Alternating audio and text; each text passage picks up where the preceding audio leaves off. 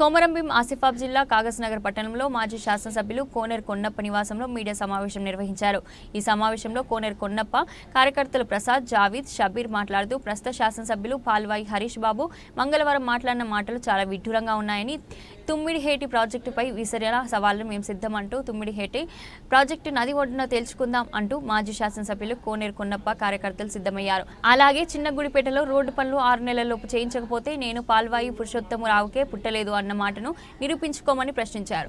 అదేవిధంగా SPM paper మిల్లుకు సంబంధించిన ఈఎస్ఐ ఆసుపత్రి నందు వైద్యులు లేక ఎస్పీఎం కార్మికులకు తన సొంత ఆసుపత్రి ప్రజా లైఫ్ కేర్కు తరలించి కార్మికుల దగ్గర డబ్బులు అధికంగా దోచుకుంటున్నారని అన్నారు. ఇందులో భాగంగా 4000 మంది బయటి రాష్ట్ర కార్మికులను పంపించేసి స్థానికంగా ఉన్న కార్మికులను తీసుకుంటున్నానని మాట ఇచ్చి మడిమ తిప్పారని హేళన చేశారు. ఇప్పటి వరకు బోనస్ విషయంపై కూడా ఒక ఎమ్మెల్యే మాట్లాడకపోవడం అనేది చాలా అసహ్యంగా ఉందని అన్నారు. అదేవిధంగా పోడు భూముల కొరకు కొండపల్లి గ్రామస్తుల మీద ఆయన కేసులు కొట్టివేస్తానని మాట ఇచ్చి ఇప్పటి వరకు వాళ్ళ కోట్ల చుట్టూ తిరుగుతున్నా కనీసం వారి మొహం కూడా చూడలేదని బాధాకరమని వ్యక్తం చేశారు.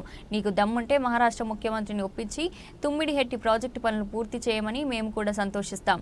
మీ అమ్మ అయినటువంటి రాజ్యలక్ష్మి ఎమ్మెల్యేగా ఉన్నప్పుడు తుమ్మిడిహెట్టి ప్రాజెక్టు కాకుండా అడ్డుపడ్డారు. అప్పుడు కనీసం నువ్వు ఈ భారతదేశంలోనే లేవు అని అన్నారు. ఈ కార్యక్రమంలో కోనేరు కొన్నప్ప కార్యకర్తలు మరియు తదితరులు పాల్గొన్నారు.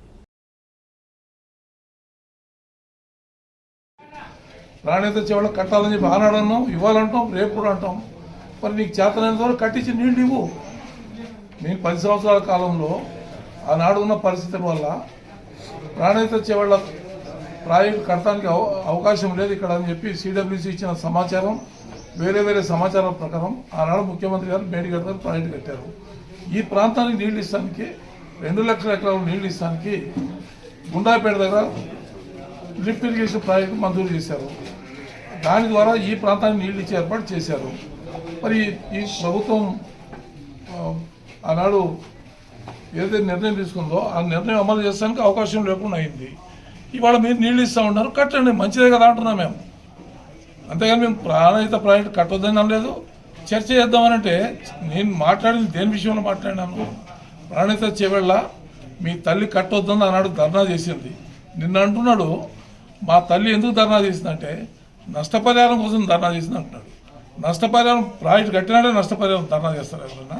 క్లియర్గా ఉంది, ఈ ప్రాజెక్టు ఇక్కడ కట్టొద్దు, ఇక్కడ ఈ ప్రాంతం నష్టపోతారని చెప్పి ధర్నా చేసిన వాయిస్ ఉంది, మా దగ్గర వీడియో ఉంది.